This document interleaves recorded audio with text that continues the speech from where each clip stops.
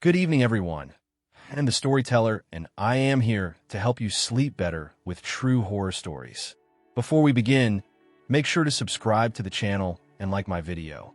I would love to know where you are from and what time you're watching this video. So please leave a comment to let me know, and I will draw from that experience to tell even better stories. When you are ready, feel free to relax. The tale I am about to share is among the most harrowing and impactful experiences I have endured, and it took place when I was just 14 years old. It was 2008, a time when Facebook was thriving, and all my classmates had accounts. Naturally, I was eager to join in. That year, my father gifted me my first laptop for Christmas, intending to make it easier for me to complete my schoolwork from my room or anywhere in the house, as I had previously spent late nights on the desktop. The computer we had in my living room opened up a world of possibilities, allowing me to access the internet from the comfort of my room, free from supervision. Back then, social networking was still in its infancy, and there was little awareness of the potential dangers lurking online. Unfortunately, I learned this the hard way. All I wanted was to connect with friends on Facebook, so I accepted requests from anyone who reached out without a second thought. It didn't matter to me whether it was a man or a woman, young or old. What truly mattered was adding another number to that little section where you indicated your friends. By then, the count of friends on that social network felt like a measure of popularity, and like any teenager, I craved that recognition to boast about among my friends at school. That's how I crossed paths with Javier, a boy aged between 15 and 18, who lived in a different city and claimed to be a couple of grades ahead of me. He was undeniably handsome, and in his profile picture, he wore a black sweatshirt, his hair styled in that trendy emo fashion that was all the rage back then. This look added a certain charm that my 13-year-old self found irresistible. So, when he sent me a friend request, I accepted it without a moment's hesitation, eager to add him to my growing list of virtual friends. Almost immediately after accepting Javier's request, he reached out to me in private chat. I can still recall that first message. "Hi, Carla. Wow, you are beautiful. I would like to meet you." When I read it, I felt a rush of excitement.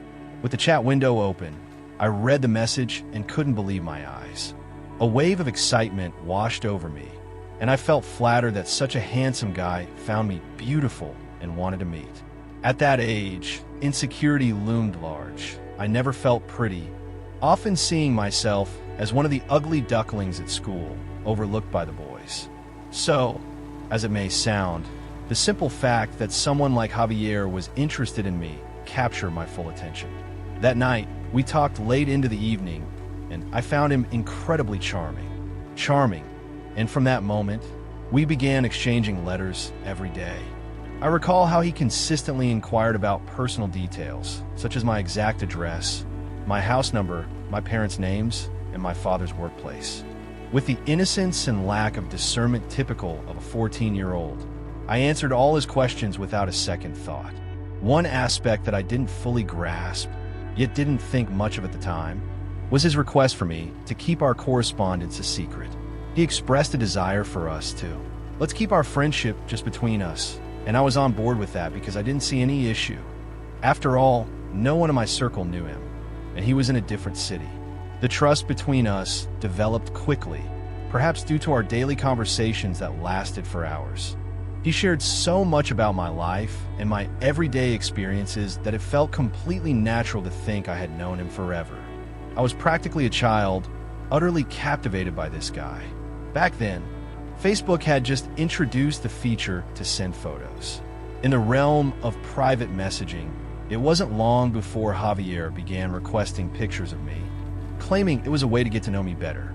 Initially, it was just selfies taken with my laptop camera. Each time I sent him one, he made me feel like the most beautiful girl in the world. He complimented my face, remarked on how striking my eyes were, and expressed his admiration for the way my hair fell. As I mentioned earlier, I had never felt pretty, and no one had ever said such things to me. So when he did, it truly resonated. The compliments I received made me feel incredible, boosting my self-confidence and deepening my connection with him. Gradually, we grew more assured, and our interactions evolved rapidly. Our chats transitioned from playful and charming to flirtatious and daring, eventually becoming intimate. This shift wasn't limited to our messages. He also requested pictures, and I found myself fully engaged in his game, willing to comply with his every request. Reflecting on this, I realize how, at that age, vulnerability is palpable, and the ease with which someone can manipulate you is striking. I recall spending my days consumed by thoughts of Javier, counting down the hours at school until I could retreat to my room, locking the door behind me to dive into conversations with him. He became my entire universe, an experience that seems utterly absurd from an adult viewpoint. Yet, at 14, the capacity to fall head over heels for a pop star, someone you know you'll never meet, feels entirely real. Our exchanges on Facebook spanned several days, enveloping me in a whirlwind of emotions. For months, I shared countless pictures with him, many of them revealing and quite bold.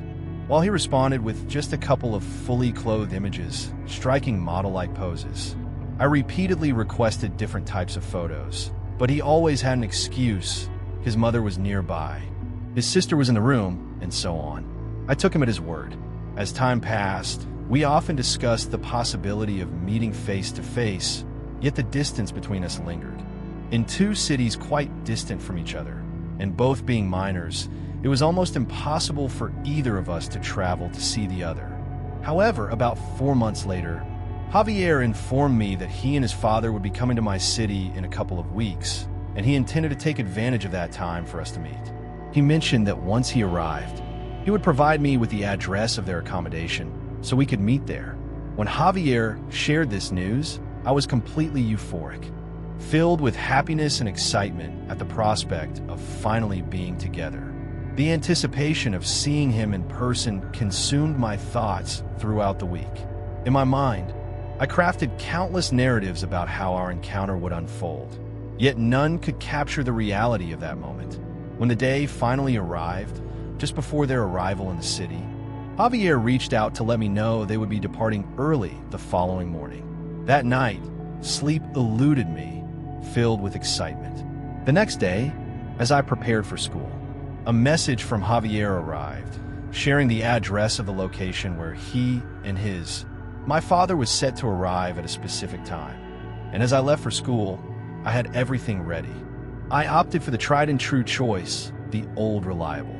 I informed my parents that I would be heading to my classmate Martina's house after school to work on an exhibition, and they accepted it without hesitation, trusting me completely. I had always been a well-behaved girl, never causing them any trouble until that day. 1 hour before class ended, I got a message from Javier saying they had arrived. As soon as the bell rang, I hurried to the bathroom, changed my clothes, stuffed my uniform into my backpack, and set off to meet him. I took the bus to the address he provided, but upon arrival, I discovered it wasn't a hotel, an inn, or even a residential complex. Instead, it was a cluster of warehouses in an industrial area. I must admit, I felt a twinge of fear at that moment, as there was activity and noise all around me. That's the kind of sentiment you often encounter in a place filled with factories and workshops. The reality was that the area felt rather desolate and isolated. For a fleeting moment, I contemplated turning back and heading home, but I quickly dismissed the thought, realizing I was being foolish. I was on the verge of meeting the man of my dreams, and I refused to let my irrational fears take control. So, I pushed aside the warning signals my body was sending me and continued on. As I approached the location he had indicated, I sent him a text to let him know I had arrived. And he sent me a text back that said, "Perfect, but I can't come get you right now, I'm in the bathroom. Someone tell my dad to go," and guided here a few seconds later, I saw a man about 5 or 50 years old come out of one of the sheds. He was bald chubby with a rather thick beard and not at all handsome. I remember thinking that if that was Javier's father, he had surely gone out to his M. The man walked towards me, and I noticed on his face a small smile that at the moment seemed a little uncomfortable. I also noticed that he walked with a pronounced limp, one leg appearing longer than the other, making each step a challenge. In that moment, A familiar unease washed over me, a reminder that danger often lurks beneath the surface. Our bodies possess an instinctive awareness, a silent alarm that urges us to escape, yet many choose to disregard it, leading to unforeseen consequences. The man greeted me with a smile, and I returned the gesture, inquiring if he was Javier's father. He confirmed with a nod and invited me to follow him, that his son was waiting for me inside the shed. He walked ahead, and I followed closely. When we reached the door, he opened it, and I stepped in first. Once inside, confusion washed over me. Javier had mentioned a bathroom, yet there was none, just an empty shed cluttered with scattered garbage bags. Then I heard the door close behind me, and in that instant, it felt as if the world had collapsed around me. As a massive weight crashed into my stomach, clarity struck me like lightning, shattering the illusion of joy I had just experienced. Panic surged through me as I turned slowly, only to find that grotesque figure staring at me with the predatory gaze of a hunter. I can only imagine the expression on my face, likely one of utter disbelief. In that chilling moment, he grinned wickedly and asked, "What's the matter? Aren't you happy?" After meeting Javier, we headed to the police station where I recounted everything that had transpired. My gaze lowered and filled with shame. Yet, I understood that this individual posed a threat, and this was my only means of safeguarding myself. My parents brought my laptop to the station so they could gather evidence, trace the IP, and locate my assailant. I felt utterly humiliated, knowing they would discover all the content stored there, and the mere thought of it churned my stomach, making me feel nauseous. However, I had resolved to take action. It was a grave error, and I understood the need to own up to it. Thankfully, the authorities managed to locate him swiftly, aided by the information and physical description I provided. They apprehended him the following day as he attempted to flee the area.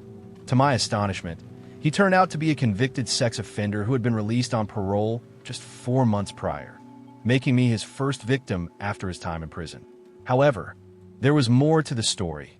My parents chose not to share certain details with me at that moment, likely to spare me further distress. I discovered that this individual was promoting those photos online. After realizing this, I spent years living in fear that one day these images would resurface and someone would share them on a social network. Thankfully, that never occurred, and if it were to happen now, I would say I'm somewhat more equipped to handle such a situation. I also learned that the profile picture I used belonged to a German model. I recall that chapter of my life as a genuine nightmare, and it took me many years to heal psychologically. From that trauma, I can say that this troubled individual took away my adolescence. Since then, I have battled anxiety and panic attacks, and I continue to face these challenges. However, I hope that sharing my story will help prevent others from experiencing the hell I endured. I had just graduated from college and received an excellent job offer, but the catch was that I needed to relocate to another city. My girlfriend, Rebecca, with whom I had shared 4 years of my life, was completely opposed to the idea. After much persuasion, she reluctantly agreed to the move. "Come with me." Unfortunately, she was never able to adapt to this new city. She missed her family and friends and faced difficulties in finding a job, which made her financially dependent on me.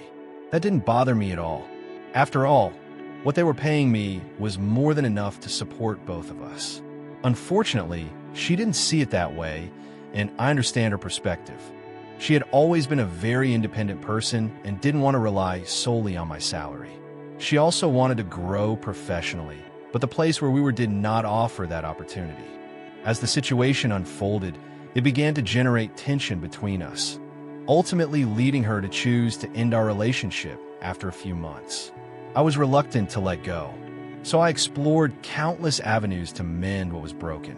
Yet, her mind was made up, and I had to come to terms with that decision, despite the difficulty it brought. Once she departed, I found myself alone in that city, grappling with my inherent social awkwardness, which made forging new connections a daunting task. In the past 4 years, my life revolved around college and Rebecca, leaving me feeling profoundly isolated. I struggled with this feeling, even if I wouldn't openly acknowledge it. If you've experienced a breakup, you understand that the initial weeks can be incredibly challenging. Being alone in an unfamiliar city only amplifies that pain. While at work, I found some distraction, primarily from the tasks at hand rather than the environment, as I was employed in a petrochemical laboratory. My only companion in the area was a woman around 55 years old who, for reasons I couldn't grasp, seemed to harbor a dislike for me. I made earnest attempts to win her affection. One day, while I was engrossed in an article online, though I can't recall the topic, I stumbled upon an advertisement for a chat room where one could converse with random individuals. Initially, I brushed it off, but the ad reappeared, piquing my curiosity. I thought it might be enjoyable to connect with new people and, at the very least, have someone to talk to, engage with me, and provide some distraction when I returned home, helping me avoid dwelling on the emptiness I felt without Rebecca. So, I took the plunge, downloaded the app, and signed up on the site. I recall that my profile picture was snapped in that moment, sitting on the furniture, bathed in low light and looking quite disheveled.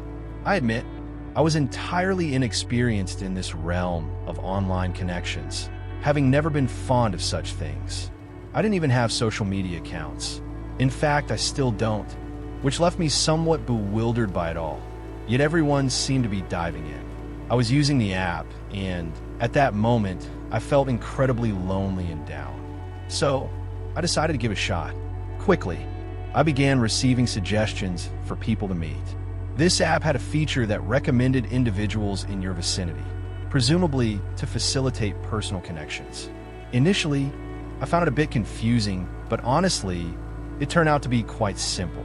You just selected a person if you liked their profile, and once you did, a dialog box opened up, allowing you to start a conversation. The conversation wasn't strictly about dating. It was more about meeting new people and forming friendships. However, if there was mutual interest, individuals were free to explore that. Before long, I began connecting with others through the app, including a couple of girls who lived nearby. I eventually met one of them in person, and she remains a friend to this day. I went out a few times with the other girl, but eventually we each went our separate ways.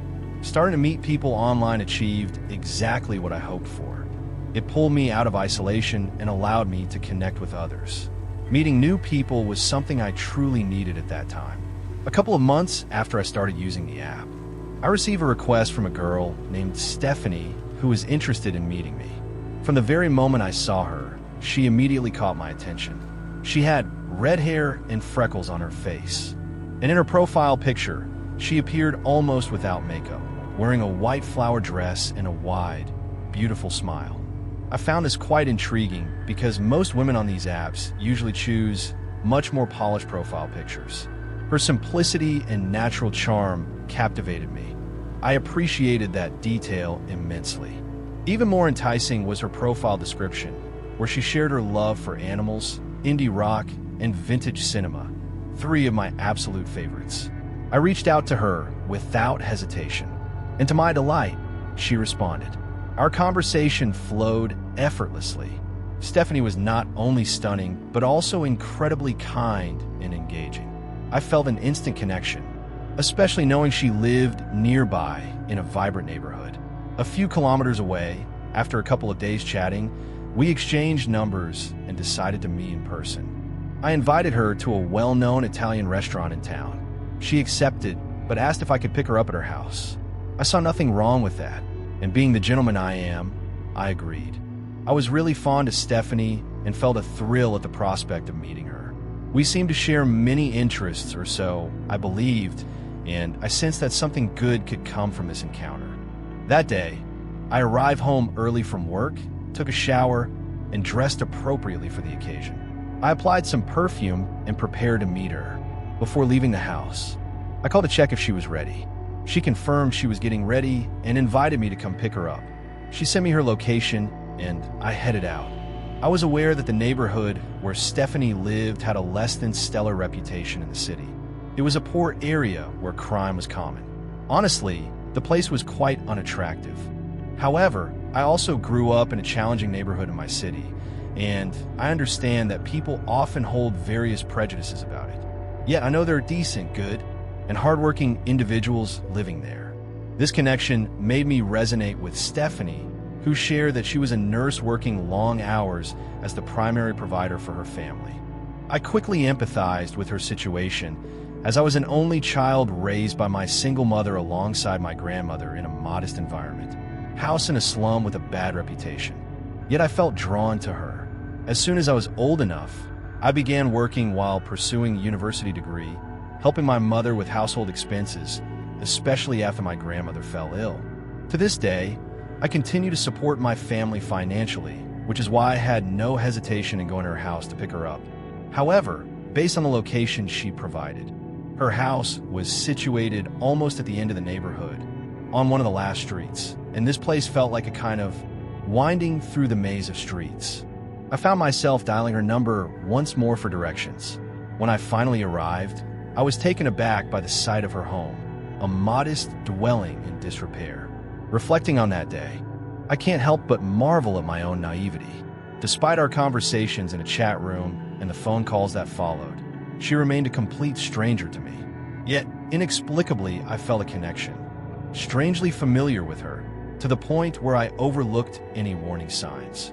Upon arriving at her place, I felt no sense of foreboding. Rather, I felt a twinge of sympathy for her living conditions. I even entertained the thought that if our relationship blossomed, I could assist her in finding a better home for her and her family. When I called her again, standing outside her house, she expressed her apologies, explaining that she was still preparing. She acknowledged the state of her surroundings and admitted to feeling a bit uneasy. Feeling a wave of embarrassment, I assured her that everything was fine. She then invited me to step inside and wait in the living room. I suggested waiting in the car, but she insisted it wasn't safe to linger outside in the street. Taking her advice, I turned off the car, exited, and knocked on the door. When swung open, I was met with the unmistakable sight of a gun barrel aimed directly at me. A male voice calmly instructed me to come in. In that moment, I was completely taken aback, as if a heavy weight had suddenly dropped onto my stomach. I felt immobilized, and then I witnessed this individual pull back the hammer of the revolver, placing his finger on the trigger, commanding me to enter or face dire consequences. It was then that I instinctively raised my hands and complied. I was in disbelief over the unfolding events and my own foolishness. Upon entering, I encountered two more armed men who directed their weapons at me. They began to search me thoroughly, confiscating my wallet, phone, and car keys. Following this, they proceeded with their intentions. The initial blow to my head with a gun sent me crashing to the floor. The pain was immediate, and soon after, they began to kick me relentlessly. My hands and feet were bound, leaving me helpless on the ground, every part of me aching and disoriented. I attempted to scream, but no sound escaped my lips as I struggled to regain my composure. One of them leant in, demanding my bank password. I managed to lift my gaze slightly and saw a man holding my cell phone in one hand and my cards in the other. He repeated his demand for my password, but the shock from the assault left me utterly speechless. My thoughts were clouded, and I struggled to grasp anything around me, just as I felt myself teetering on the edge of unconsciousness. A surge of electricity coursed through me. It was an excruciating experience, one of the most agonizing I had ever endured. Their laughter echoed around me, and one of them mockingly remarked that it would help me wake up. I had been struck by a taser, and the intensity of shock sent my body into convulsions. When it finally ceased, the pain from the earlier blows surged back, particularly in my ribs, making it clear that some had been broken. Yet the scoundrel was somehow correct. After the initial shock, clarity washed over me. All I desired was to escape that nightmare, so I surrendered everything they demanded, the codes to my banks, my cards, and all they sought. Afterwards, I pleaded for my release, but their laughter echoed around me. Then, one approached, gun aimed directly at my eyes, and I braced myself, thinking this was it. I shut my eyes, anticipating the gunshot, but instead, a searing pain erupted at the back of my head. Then everything faded into darkness, and I lost all sense of self. When I finally regained consciousness, I felt disoriented, taking several moments to piece together my surroundings and the events that had transpired. I found myself sprawled on the floor of that shack, now bathed in sunlight streaming through an aged window. As I surveyed the scene, I realized I was alone, lying beside a crimson puddle. To one side, a table cluttered with cigarette butts, small transparent bags that likely contained no sweets, and a couple of rolled-up sheets of paper caught my eye. Nearby lay my empty wallet, along with my ID and cards. Remnants of a life that felt distant, scattered on the floor. I hesitated for a moment to call for help, fear gripping me at the thought that they might still be lurking nearby, ready to strike again or worse. But as I surveyed my surroundings, it became evident that the house was abandoned. Dust coated the surfaces, old, dirty furniture lay strewn about. Broken chairs were scattered, and garbage littered the floor. Gathering my courage, I began to shout for help. After a while, I heard a voice call out, asking who was there. In a weak voice, I shouted again, pleading, "Help, please help me." A man approached, and I heard the door creak open. He was an older gentleman, around 60 years old. Upon seeing me sprawled on the floor in such a state, he immediately called for help. Soon, others arrived, and they quickly untied me before summoning an ambulance and the police. After that, I lost consciousness once more. When I regained awareness, I found myself in a hospital ward, lying in a bed with various devices attached to me, and my mother by my side. I had suffered a skull fracture, 3 broken ribs, and extensive trauma across my body. Emergency surgery had been performed, and by the time I woke up, 3 days had passed since the surgery, and I found myself in intensive care. It wasn't until my discharge that I could file a report. My car was discovered a day after the incident, abandoned on an embankment. The culprits had emptied my accounts, maxed out my credit cards, and used my vehicle to commit a robbery before leaving it behind. I was fortunate they chose to leave me alive. They were part of a dangerous gang that had been operating in the city for some time, employing this same method for several months. I was not the only victim, just one among many. Among the few who survived to recount the events, a few months later, 2 were apprehended, including a girl masquerading as Stephanie, the girlfriend of one of the criminals. The other 2 met their end in a clash with the police. This experience indelibly shaped my life in ways beyond imagination. While I am thankful to be alive, such an ordeal is unforgettable. Following the incident, I erased my profile from that app and refrained from using any other app thereafter. Interestingly, during my time in the hospital, I encountered a lovely nurse who provided exceptional care during my recovery. Our friendship blossomed into a romantic relationship, and we are still together today. I want to recount a chilling experience from about 4 years ago when I was 15 and in my 3rd year of high school. At that time, I had developed a strong admiration for an up-and-coming Italian band, which has since gained significant fame. Coincidentally, I also found myself deeply intrigued by Italian culture. My curiosity sparked when my aunt relocated to that country and began sharing captivating photos of its landscapes and music. Everything about this place piqued my interest, especially during the pandemic when options were limited. I decided to make the most of my time by learning a new language, and Italian was the first that came to mind. I requested my parents to enroll me in an online Italian academy, and soon I was immersed in classes. One of the recommendations was to engage in activities that would enhance my fluency in the language. I began exploring Italian channels and immersing myself in Italian music, which led me to discover this band that instantly captured my interest. Before long, I was diving into all their tracks on Spotify and binge-watching their videos on YouTube. I even joined several fan forums and started following them on social media, though I was less active on Facebook due to their limited presence. One day, while browsing Facebook, I stumbled upon the exciting news that the band's lead singer had finally launched a verified account on the platform. Many people had already started to follow him, so I quickly joined in as well. And that's how it all began. He began sharing content through that account, and many fans, myself included, started interacting with him. On one occasion, I sent him a private message expressing my admiration for him and my love for his music. I was 15 at the time, and we all know how passionate we can be at that age. I had reached out to him several times on Instagram before, but he had never responded. However, this time he did reply and thanked me. Someone told me I was a very beautiful girl and asked where I was from. I was freaking out, jumping up and down with excitement, unable to believe he was talking to me. I quickly answered that I was from Mexico and expressed how happy I was that he had responded, especially since I had written to him before on Instagram without receiving a reply. He mentioned that he didn't usually reply on Instagram and immediately inquired about the exact part of Mexico I was from and whether I was writing from my cell phone or a different device. My heart swelled with joy as I didn't hesitate for a moment to share not just the name of my city, but I practically revealed my home address, as if he would ever come. A moment later, he mentioned that he would love to visit Mexico and sent me a link that was supposedly to a website where I could see everything happening live in their studio. He explained that several windows would pop up and that I should click the accept button on all of them. So I did, and as soon as I clicked on the link he sent me, I felt a rush of excitement.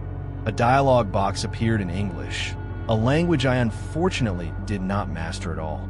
Yet, my excitement was so overwhelming that even if I had encountered a skull with the word danger in bold letters, I would have still clicked on accept.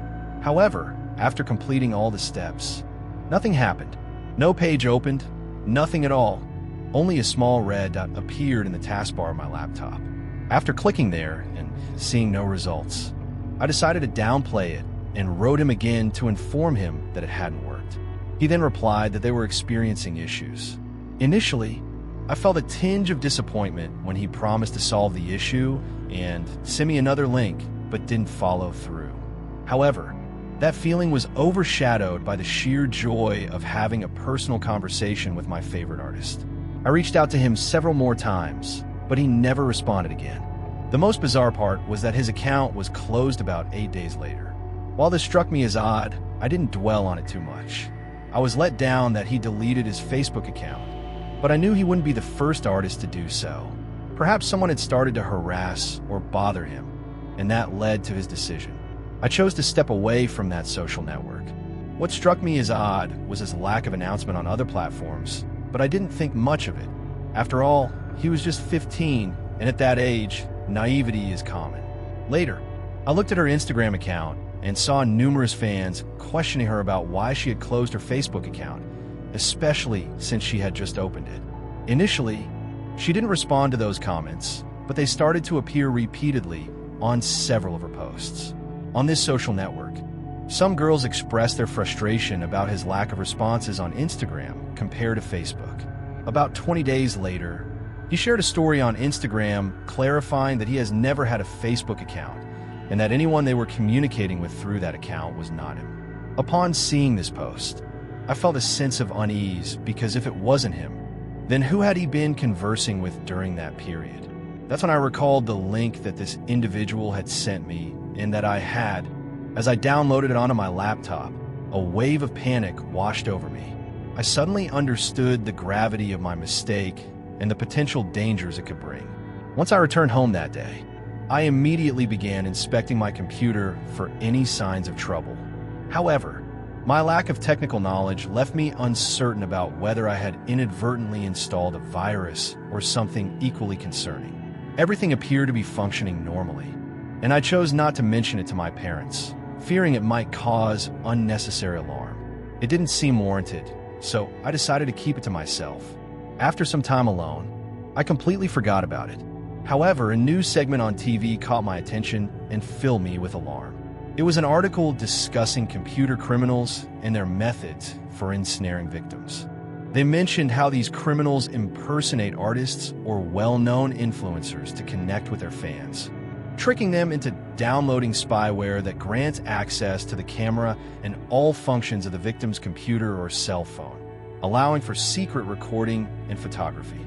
acquiring private images of that individual to subsequently post them on the dark web, as they claim the personas they impersonate belong to artists who captivate the youth. At that moment, I was seated in the living room with my mother, enjoying a coffee with milk, when the cup slipped from my grasp. My mother inquired about my distress, and I replied with a simple nothing, though internally I was in a state of panic. This had been precisely my experience, and I wondered how many other girls had faced the same fate. I hurried to my room and began. Once more, I found myself checking my laptop, only to be met with the same frustrating sight, that ominous red on the taskbar. It dawned on me that perhaps it signified I was being recorded. Yet, each time I clicked on it, nothing happened. I felt an overwhelming urge to confide in my parents about what I had experienced, but fear gripped me. I knew their reaction would be one of anger. So, I chose to close the laptop and stow it away in my closet, buried beneath a heap of clothes, hoping it would remain undisturbed. Still, I couldn't shake the thought that it had been over a month since that unsettling incident had occurred. I realized there had to be a wealth of information available since they were set to record me the very next day. I packed my laptop into my backpack and brought it to a classmate who was well-versed in these matters. When I recounted my experience, his eyes widened in disbelief, and he questioned my sanity. He pointed out that I should never have clicked on a link sent by a stranger. In that moment, I felt utterly foolish, as he was completely correct. However, my fear overshadowed everything else.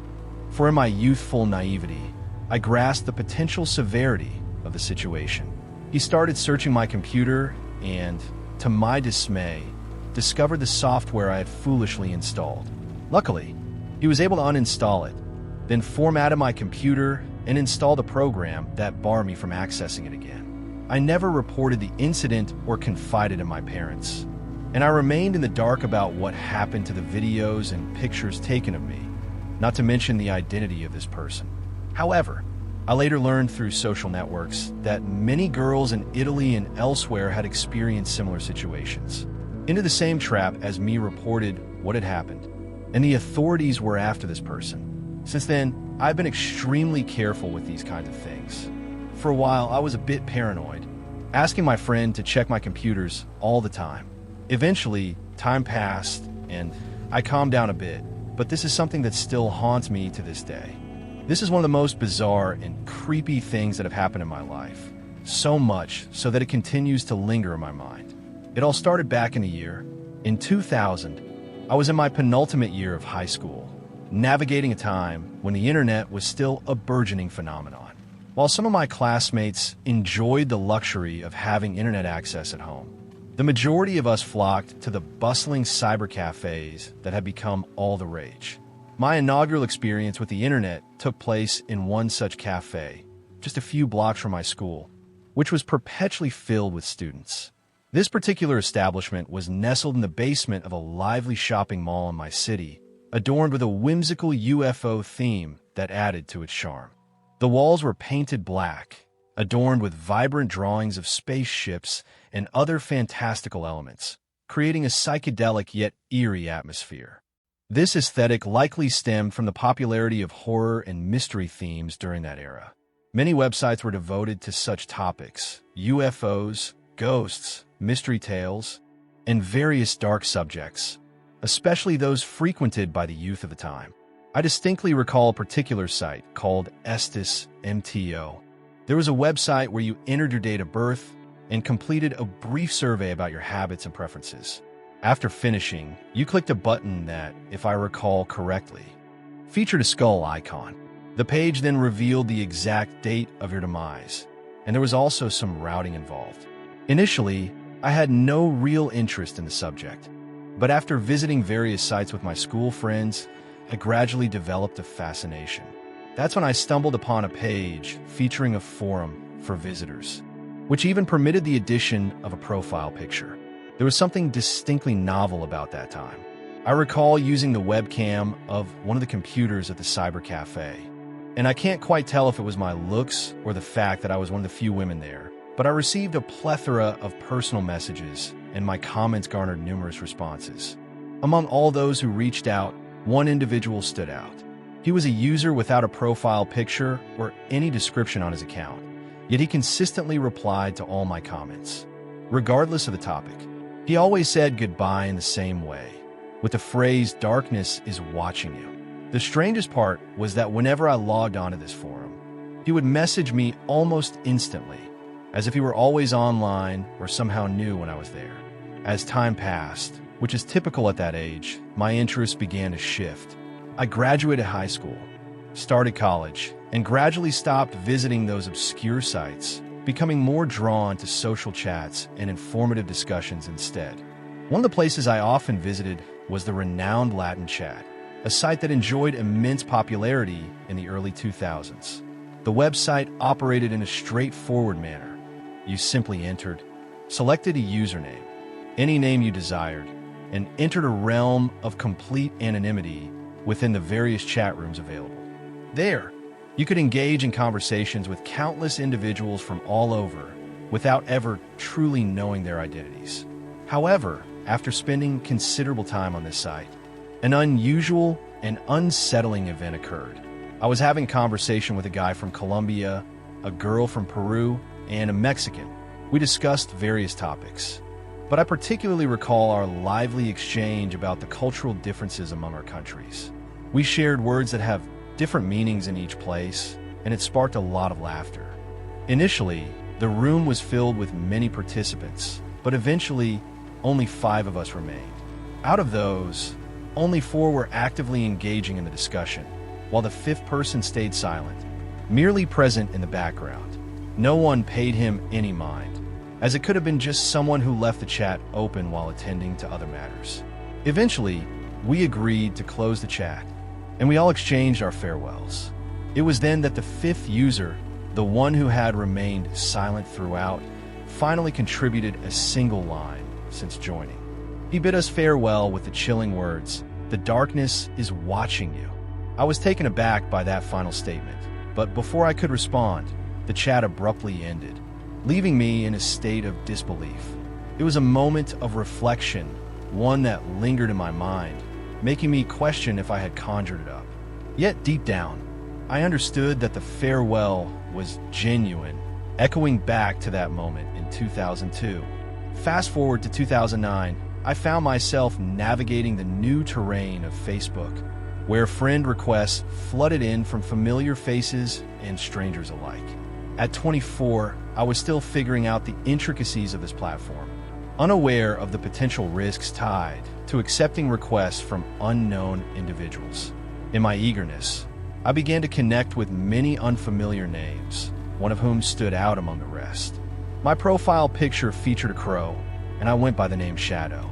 Like many others, I accepted friend requests without a second thought, ignoring the descriptions. That night, a message popped up from one of those users, and, as you might guess, it read, "The darkness is watching you." When I saw that message on my screen, I jumped so violently that my chair flew backwards and collided with my bed. I quickly opened the sender's profile, only to find that the same ominous phrase was all it contained. "The darkness is watching you." A chill of fear washed over me, overcame me, and a shiver ran down my back. I quickly logged into my account and removed this person from my friends list, blocking him from ever contacting me again. This was the last time I encountered this message in my life. I had no desire to delve deeper into it. I didn't want to succumb to paranoia. After all, whoever was behind this phrase had never harmed me or reached out in any way other than virtually. Yet, it is unsettling to consider that he might contact me again someday. The reality is that it drives me absolutely mad to think that someone has been monitoring my online presence for so long. If it's a prank from someone I know, it's an extremely poor taste and borders on the psychotic. I hope your day is filled with health and joy. I invite you to subscribe to my channel to hear true horror stories. Hello, and see you again.